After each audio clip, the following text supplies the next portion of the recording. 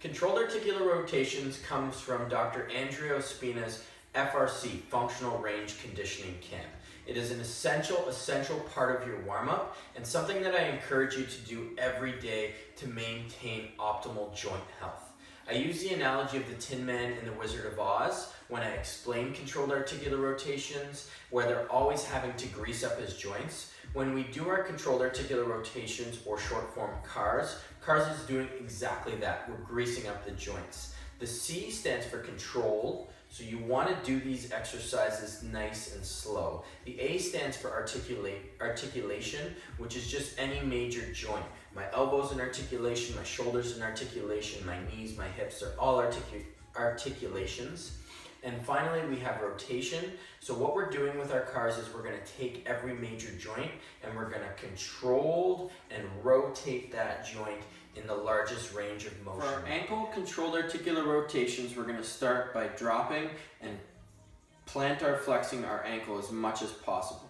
From there, I'm going to rotate around into eversion as best as I can, coming up into dorsiflexion, down into inversion, and I'm coming all the way around. That is 1 rep. Typically, I'll do 3 to 5 rotating one way, and then I'll switch 3 to 5 rotating. For our knee controlled articular rotations, these ones are a tricky one.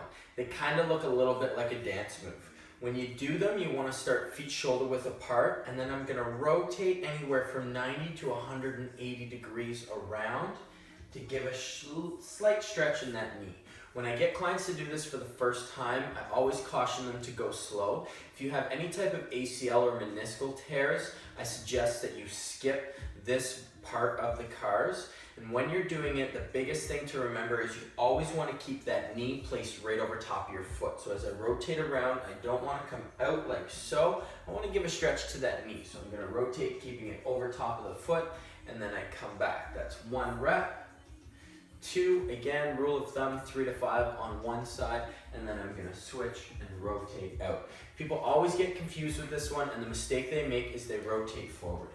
No stretch in the knee happening if you rotate forward. Make sure you're coming behind the body and back. And again, remember to go slow and build into the stretch. For the next portion of our controlled articular rotations, we're going to do our hips. So we're going to start down on all fours, and you're going to have your knees right together.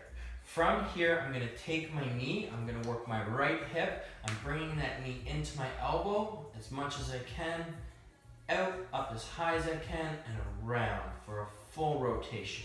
In, out, and around. I'm going to go 3 to 5 one way and switch 3 to 5 the other way.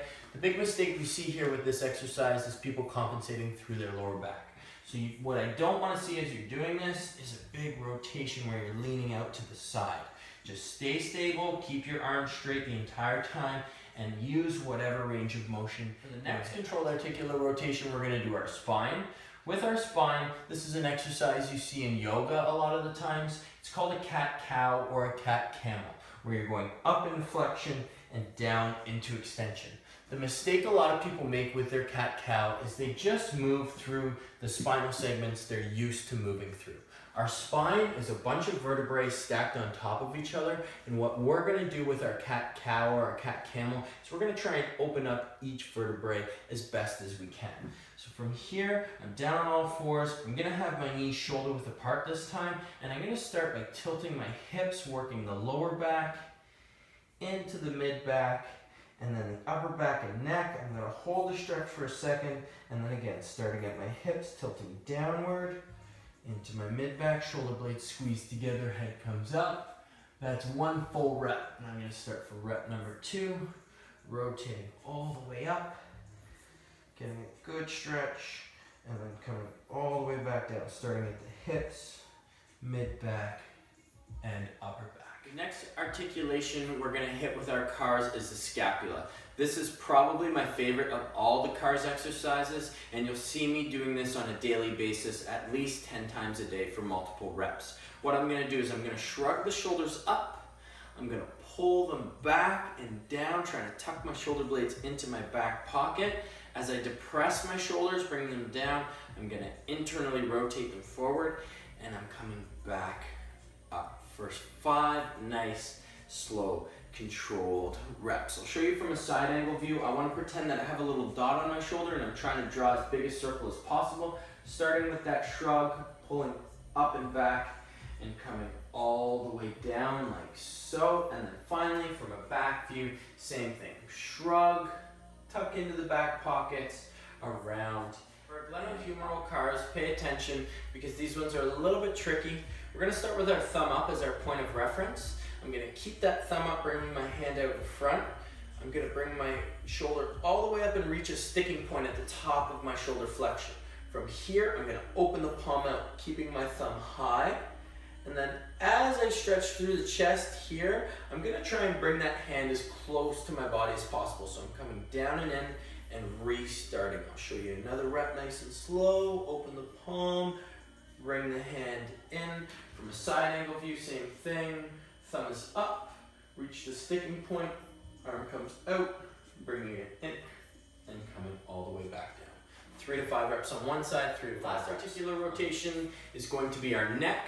With our neck, we're going to start by tilting our head down. You can close your eyes. Again, when I do cars, I also find sometimes it can be very beneficial to close your eyes and just really focus as you feel the cars doing their job. So I'm going to bring my neck down. I'm going to rotate, try and bring my right ear to my right shoulder, coming all the way back, around and down, 3 to 5 one way, and then I'll switch 3 to 5 the other way. When you do your neck, same thing as your knee, you want to start and go a little bit slow in the beginning. I have had where I get clients and they come right in, they get a stiff neck, they've never rotated it for years and years and years. I get them to do the exercise and they might have a pull or a strain in their neck. It's not a big deal, it's only temporary. Just to get rid of that, make sure you go nice and slow on your first few reps and then build into this articular rotation.